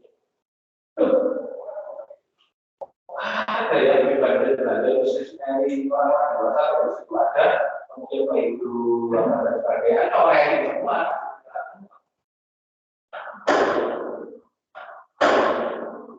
ini kalau ada main-main sebagai panitia karena nggak bisa main hanya jaga beberapa saja kalau ingin ada masalah bisa positionnya saja ada juga ada kesana ini kalau ingin Pak saya inginnya barang saya sedikit tidak berubahnya tapi ada yang bisa saya mainkan datang dan saya sendiri yang itu tahan Padahal kok masih banyak bro. Kalau enggak, jadi auditor itu kan sama seperti polisi, sama seperti detektif kan. Ingin menangkap ya harus tahu tahu bagaimana modus operandinya tidak. Loh, berarti Pak Dr. juga melakukan gitu ya, nggak harus. Kita harus tahu tidak. Kalau saya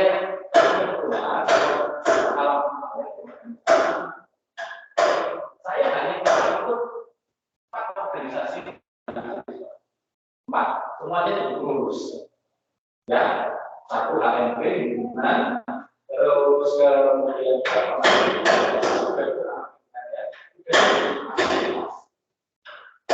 jadi sekolah saya itu kalau saya ditanya, nanti sekber apa kuliah? Karena kegiatan lebih banyak di sekber. Loh, kegiatanmu apa? Aku kegiatanmu terus. Fakultas ekonomi ngapain? Itu berkegiatan. Karena apa? Dalam satu hari itu bekerja di kampus, di fakultas. Ya, kuliah. Jadi saya banyak kegiatan saya sehari tempat-tempat di sekber. Karena kemudian materi sudah kuliah sampai setengah 12 kali sektor. Pak, memangnya banyak kegiatan itu menentukan. Karena apa? Zaman saya dulu yang ada komputer yang bisa dipakai gratis.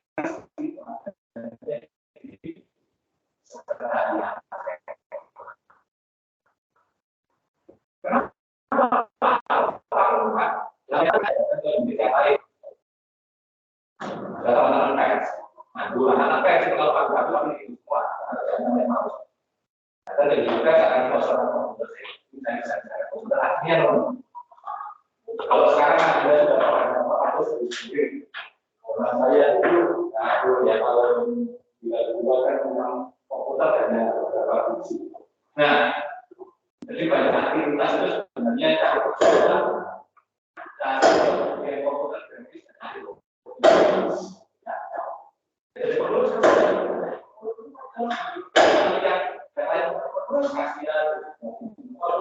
kopi, bapak gorengan, nah itu kan aslinya itu saya pikir terus itu terjadi di sana. Ya kalau kita ingin tahu ya apa yang terjadi dengan korupsi, bagian tadi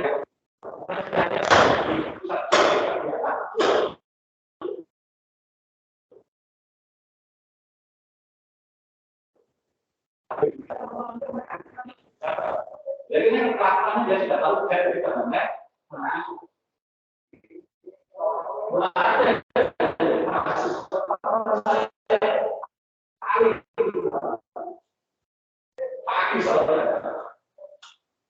Kamu mengerjakan dia selalu lagi, karena bukan urusannya. Apa pakai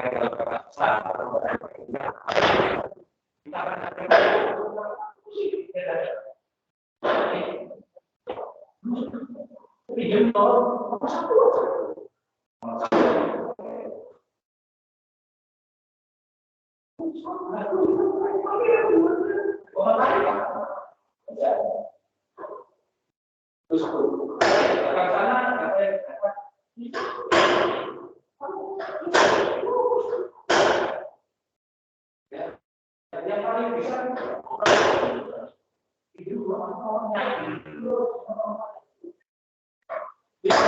jadi aku berapa saya karena diambil sekarang begini jadi jadi sebuah satu pemerintah saya sudah tahu lakukan kalau ketemu saya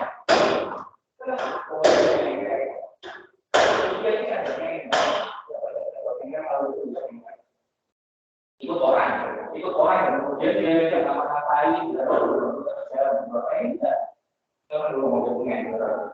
karena apa?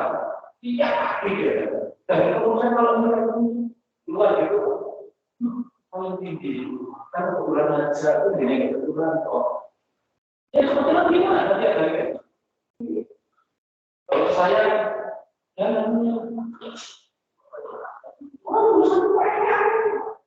untuk kamu dari besar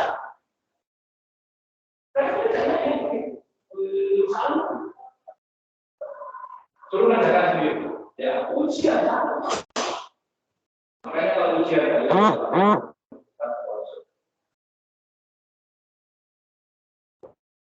banyak dosen. Saya banyak pintar, ya. Saya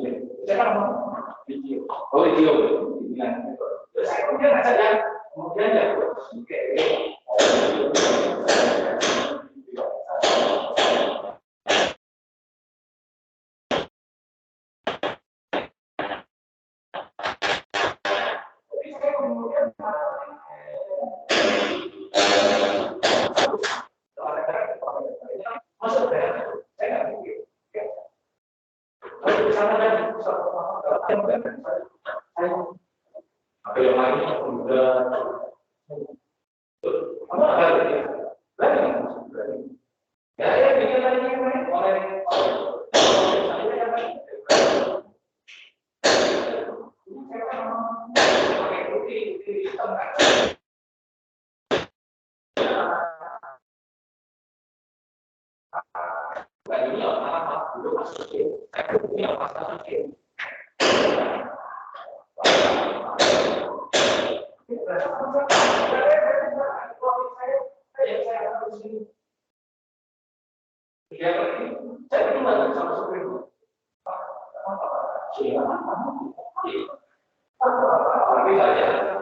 jadi kemudian dia kena aku yang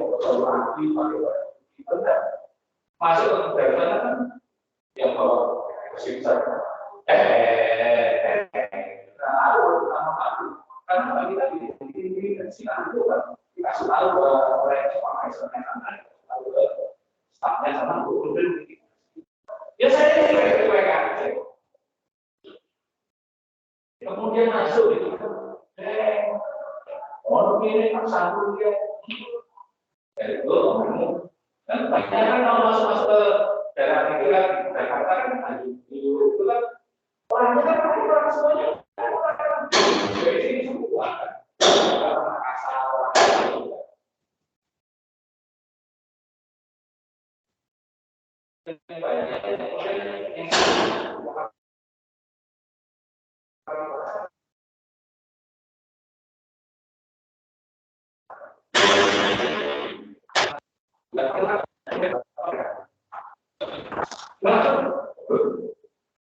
saya pakai dokumen yang kemudian yang sangat mantap. Oh gimana?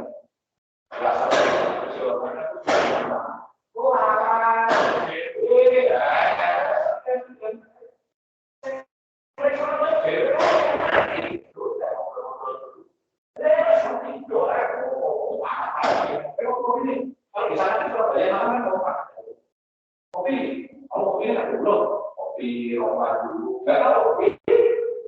Yang memang harus pakai saya kan?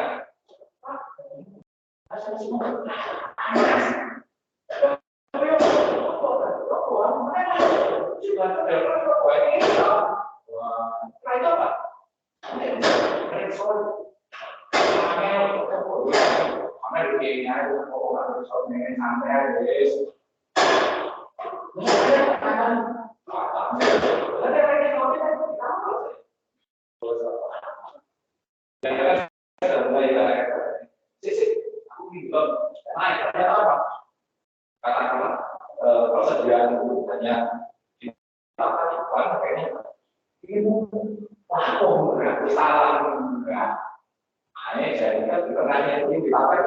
hanya kemudian kalau saya juga enak kan itu kan sebenarnya yang di sini tidak kaya tapi pertanyaan di kosong berarti kan pertanyaannya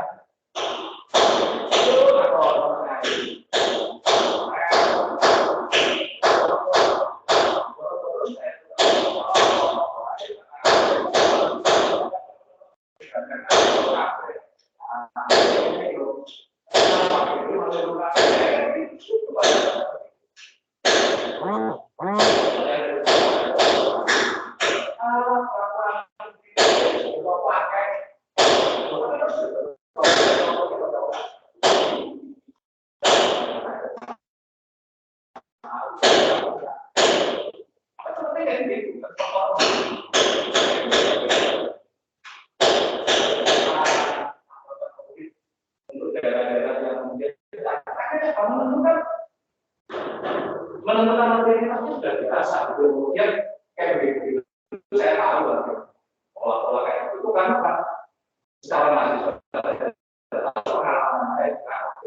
jadi kemudian apa ya nah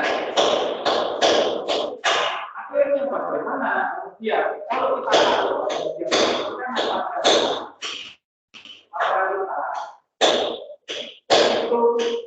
harus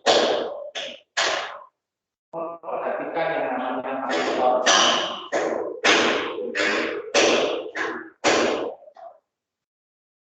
kalau resikonya ini akhirnya bagaimana kemudian terkait dengan perencanaan itu terkait dengan materialitas. Artinya kalau resikonya tinggi materialitas tinggi ketat. Berarti apa? Perencanaannya Di sini ya. Nah, kalau ini tetap materi akumulasinya tinggi, kalau kita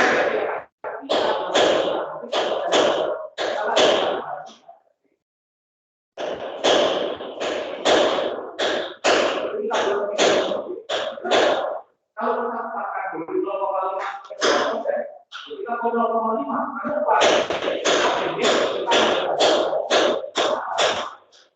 Jadi berangkatnya dari risiko kita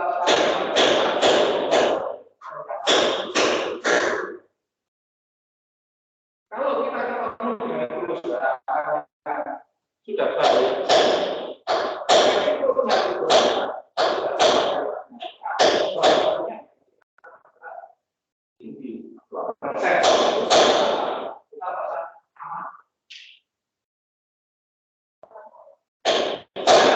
sehingga kemudian kalau kita masuk proses ketiga proses dan prosedur audit bagaimana? Bagaimana kemudian? Kalau kemudian terkait dengan perencanaan, ya perencanaan kita sudah tetapkan bahwa kemudian persentase atau materialitas yang tinggi. Bagaimana?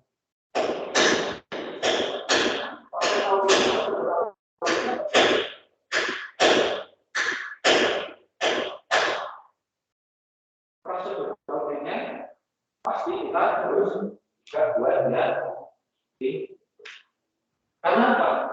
Kita tidak yakin. Intinya kan begitu kan? Kita ngomongin resiko dan perencanaan karena resikonya dia tinggi, perencanaan kita buat kita tidak yakin. Keyakinan kita kan rendah. Keyakinan yang rendah berarti apa? Prosedurnya kita harus perketat. Kalau perencanaan ini materialitas kita butuh materialitas yang tinggi, tapi persentasenya rendah, berarti apa? Prosedur auditnya harus lebih detail. Contohnya apa? Prosedurnya katakan mencari bukti, kaitannya dengan mencari bukti di audit. Tiga di audit yang kita cari harus tinggi. Kita bisa melakukan dengan 30% template. Ya nggak bisa kalau perlu di sini sampai 50%, bahkan kalau perlu sampai 75%. Bahkan kalau perlu full audit, sangat mungkin kalau kita sangat tidak yakin, bisa saja kita melakukan bisa 100% tidak melakukan sampling, tapi sensus.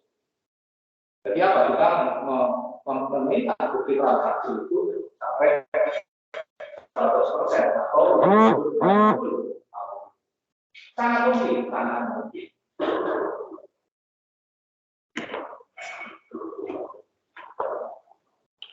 Ya contohnya gampang aja. Ya kebetulan saya sekarang di auditnya atau operasional sering saya kita. Apa yang terjadi? Saat kemudian saya meminta dulu audit kepada auditor pengganti yang tidak mahal.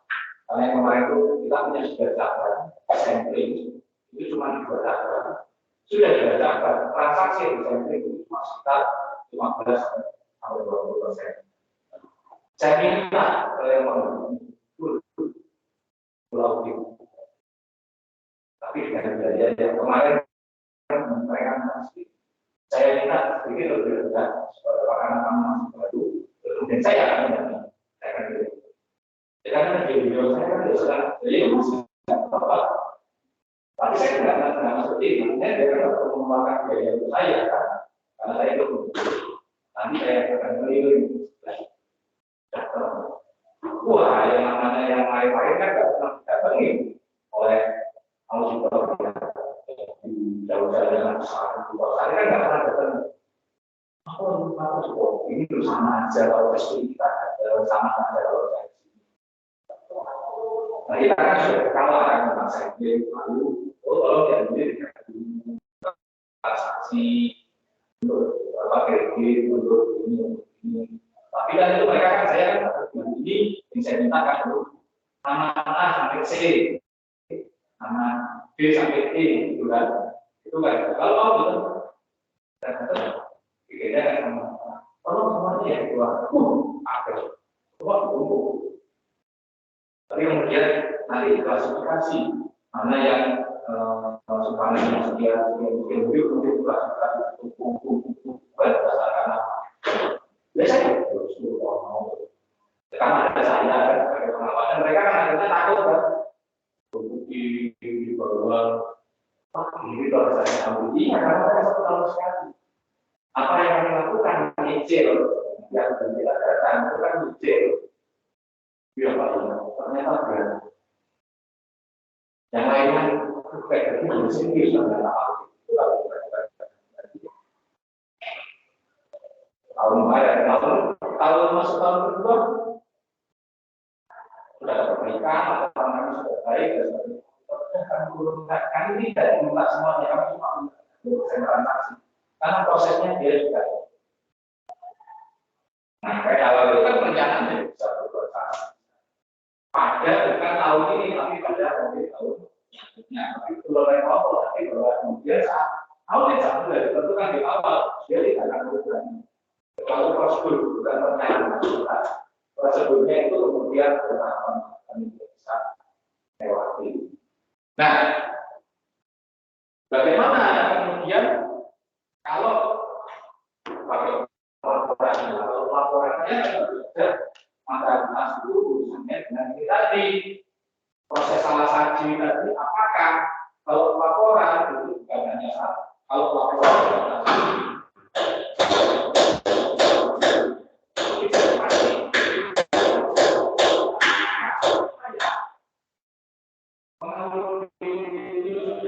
sesuai dengan SAK atau standar. Apakah bahwa kemudian standar itu diikuti secara konsisten?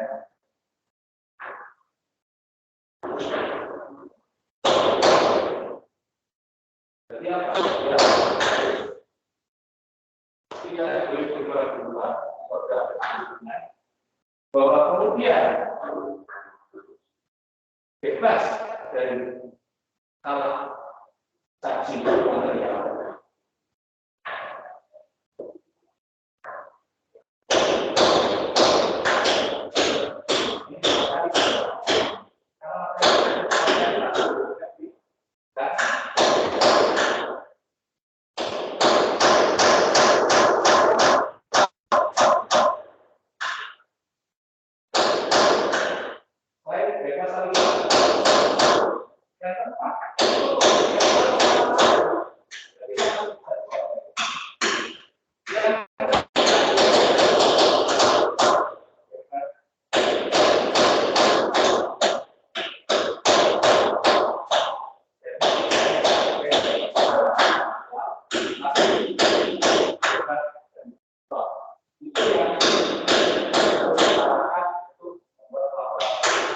Yang kelima, ternyata tidak hanya itu, tapi bagaimana dengan going concern atau kelangsungan usaha.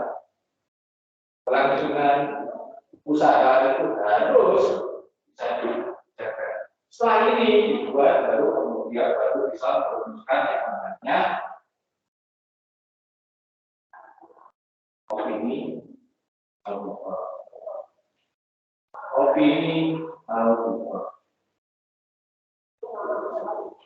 jadi ini harus dipenuhi. Nah, tentu untuk materialitas itu ada. Kalau going concern kan urusannya baik atau tidak, itu kan dari seluruh kinerja. Tetapi dua hal yang terkait dengan materialitas itu harus bebas dari salah. Dan bukan hanya bebas dari salah saksi, tapi juga bebas. Nah, ini dua hal ini penting. Kenapa materialitas itu penting? Karena apa? Ya, kalau urusan dengan standar, ini kan ketaatan terhadap standar. Bisa saja perusahaan itu, audit kita itu, dia sudah melakukan sesuai dengan standar. Entah itu dengan SAK ketat, atau SAK DNKM, atau dia juga masuk pada SAK DNKS. Apakah kemudian sudah taat lebih konsisten. Tapi ada dua hal yang penting lagi kalau kenapa materialitas? Kenapa? Kita harus sadari di sini. Kalau membuat materialitas itu terlalu longgar, akhirnya banyak yang lolos.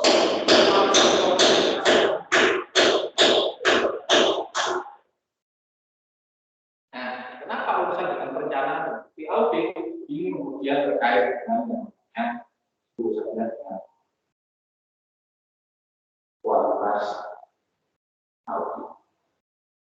Kalau kemudian kita di sini dalam perencanaan itu tidak terlalu jauh, maka kualitas audit kita bukan hanya perencanaan tidak baik dari perencanaan angkutan kita agak gagal sekarang kualitas auditnya.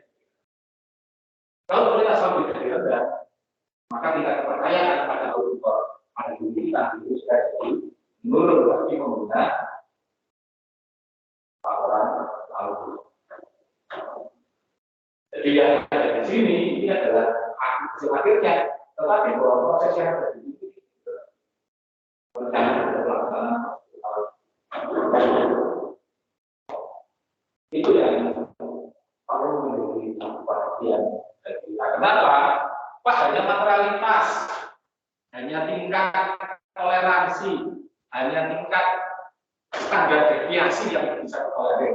Ya karena kemudian kualitas produk kita sangat dipengaruhi oleh dua hal. Salah satu material harus kita yakinkan bahwa proses audit kita, perencanaan audit kita baik dengan seperti materialitas itu baik, sehingga proses audit kita bisa jalankan dengan baik. Hasil akhirnya tentu saja opini dari kualitas audit kita juga baik, bisa diperlaku.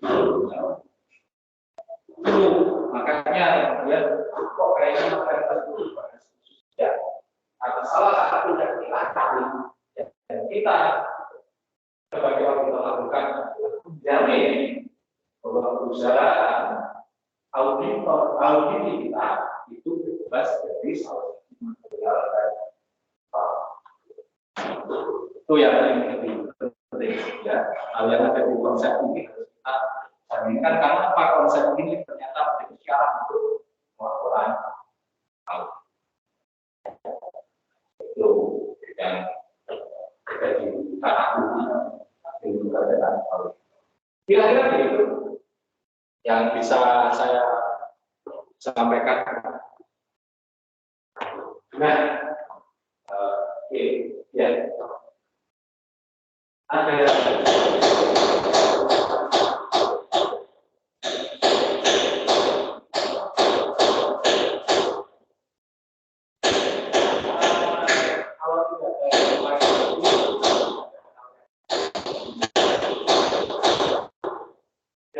terima kasih untuk perhatiannya, terima kasih untuk kerjasamanya. Kita akan tutup dengan